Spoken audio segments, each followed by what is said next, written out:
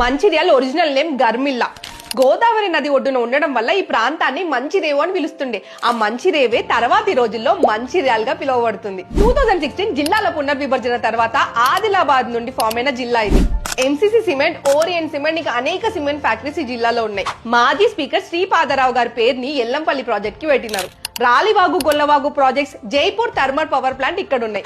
1000 years back కాకతీయుల సహాయంతో ఇక్కడ గోండ్ ట్రైబల్స్ గాంధారి కోట నిర్మించినారు. ఇక్కడ మైసమ్మ తల్లి గుడి ఉంది. అండ్ 2 years కి ఒకసారి ఘనంగా జాతర కూడా జరుగుతుంది. రెండవ అన్నవరంగా పిలువబడే గూడెంగట్టు సత్యనారాయణ స్వామి ఆలయం, బుగ్గ రాజేశ్వర ఆలయం, కత్తెరసాల శ్రీ మల్లన్న స్వామి టెంపుల్స్ ఇక్కడ చాలా ఫేమస్. కావల్ టైగర్ రిజర్వ్ ఈ జిల్లాలోనే ఉన్నాయి.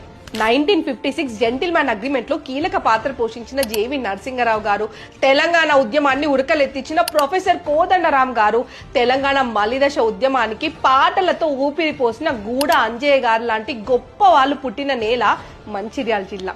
ఒకవేళ మీరు మంచిర్యాల జిల్లా నుండి అయితే ఈ జిల్లా గొప్పతనాన్ని అందరికీ షేర్ చేయండి.